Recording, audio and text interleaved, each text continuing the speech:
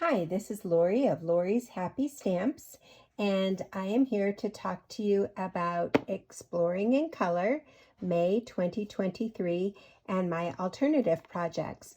I think I have, well, kind of 9. I really had fun with this kit, and these are all the new in colors for 23-25, and so let's get started. The first thing I do each time is make sure that my stamps work. And the way that I do that is I stamp them all on a piece of white cardstock, and then I cover it with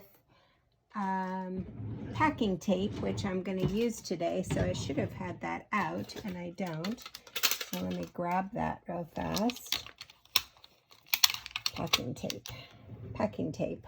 So I cover it with packing tape, and then I take the little flimsy piece off and I lay it on there, and then I always know that they're lined up and it's just easier for me to see. So good tip. Today I really loved this compass and the granite camp coffee mug and the hiking boot. So I am going to show you how to make some charms. And I'm going to make these charms using a piece of white, basic white that is 1.5 by 5.5 inches, and I can get 5 images on each one. I color them with my Stampin' Blends, and then I take my packing tape and I just go right over it. Lay it flat down and then trim around the edges, and then I have got charms, and I cut them out, and then I used a little tiny hole punch for the compasses and a small hole punch for in the cup so I could hang them. And you'll see those in my projects today. Alrighty, let's get going. First of all, this kit is beautiful, and I loved the cards. So they have a front and a back that are equally beautiful. So of course, I did not want to waste that back. So each card, and this kit makes 9 cards. So basically, I made 18 cards plus some using the front and the back. And so to use the front and the back, all I did was I cut 1/4 inch off the top or the bottom, whichever one you wanted, and then 1/4 inch on the edge right here. So then you get a 4 by 5.25 piece, and I mounted them on 4.25 by 11 pieces of cardstock folded at 5.5. And then I put a piece of white cardstock inside of them for writing. So this is the first card, and it pretty much, this one pretty much matches what the card was that they suggested.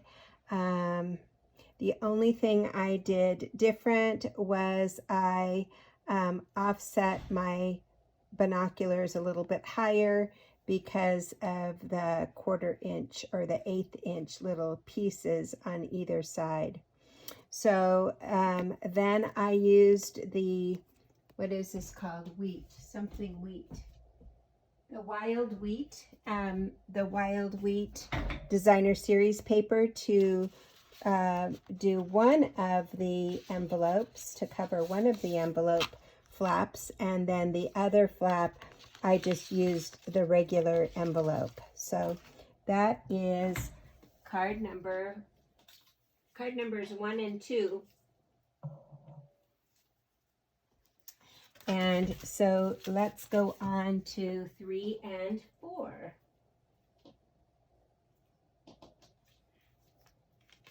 For cards number Oops, sorry about that. Keep dropping my stuff. All right. For cards 3 and 4, I used the copper clay on the background. Again, it's the 4.5 or 4.25 by 11 scored at 5.5, and I did the same thing with the front and the back of this card. This one looks pretty much like the card that was suggested in the kit. However, I made my own charm, and you can see that I used the wild wheat and I used a little bit of the pebble path. And then with that little hole up here, I was able to tie a piece of twine on there, and I bumped it up on dimensionals. I thought that one looked prettier than the compass that came in the kit. And then for this one, it was the back side, and it had a lot of like plain right here, so I just thought that the sentiment looked better lower. And then on the inside, I glued the compass that was the punch out that came in the kit. So again, I used the copper clay designer series paper for the envelope flap on one of them, and used the regular envelope for the other card. So the next one, I am using the boho blue. And for this one, you'll see where I used my little charms. This time I'm using that granite coffee mug, and I added it. Basically, this is exactly as the card suggested in the kit, except I added the little coffee mug. I think it needed a little something else. And then on the inside, I took one of my shoe charms and I glued it on, and I don't know if you can see, is it showing up how sparkly they are when you put the packing tape on those pieces? It really adds a little something to those cards. So this is cards number 5 and 6, boho blue, again 4.25 by 11 scored at 5.5, and using the boho blue with a regular white envelope for the flap on one of the cards, and then the other card using the envelope from the kit. All right, so those are 6 cards already. So now let's go to my cards where I used the cute stickers. So the cute stickers came and they were shiny, and I think that's what made me think of using the packing tape or the shipping tape. I really liked them and I didn't want to waste them, so I used one of the card bases and I folded it at 2.25 inches on either side so it matched exactly in the middle. I used a stylish shape die, these dies, and I used the second die in on the squares to make the granite. Is that called granite something? What is that called? That is called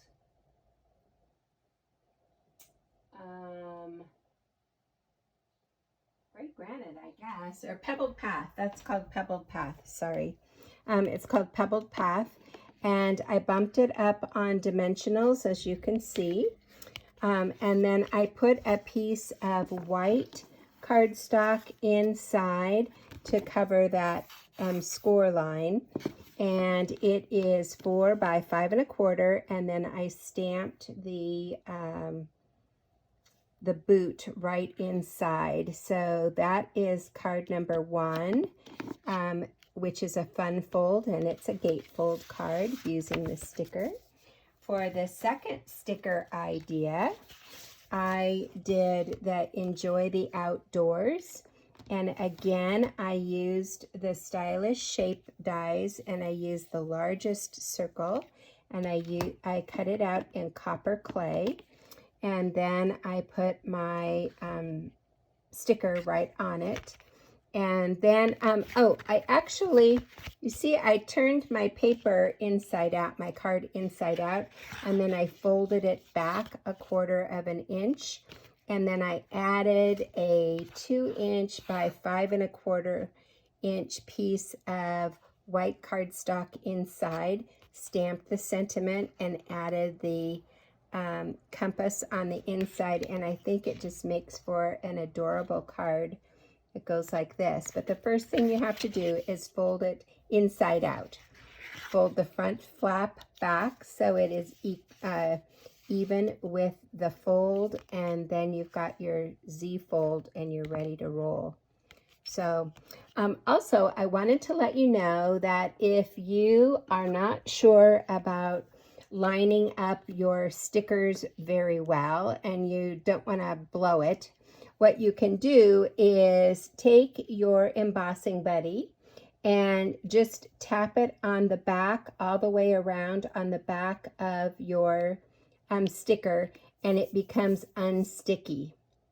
And then it's easy to use some Tombow glue, multi-purpose glue, right on the back and kind of slide it around so you get it exactly where you want it. So you don't have to worry about just plopping it on and having it not even where you want it. So the last card that I'm going to show you is a half fold card. And again, I am using this piece of the sticker, and I am using a piece of white cardstock that is 1 1/4 by 4 3/4 inches. And I took the copper clay and edged it using my blending brushes.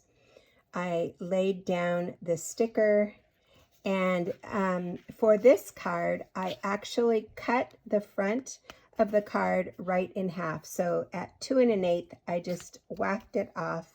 And what I did is glued 1/2 on the back, added a compass right down here, and then you've got a perfect place to write on. And there you've got your Explore half fold card. And this one, I double knotted the twine. So lots of fun. There's a lot more to come as I keep thinking about this kit. I want you to know that your May bits are in the mail, and so you should be expecting those this week. And I look forward to stamping with my group on Zoom. May, is it 27th? May 26th, Friday, May 26th at 10 a.m. Pacific time. Okay, have a great time. Enjoy your kit, and keep stamping happy.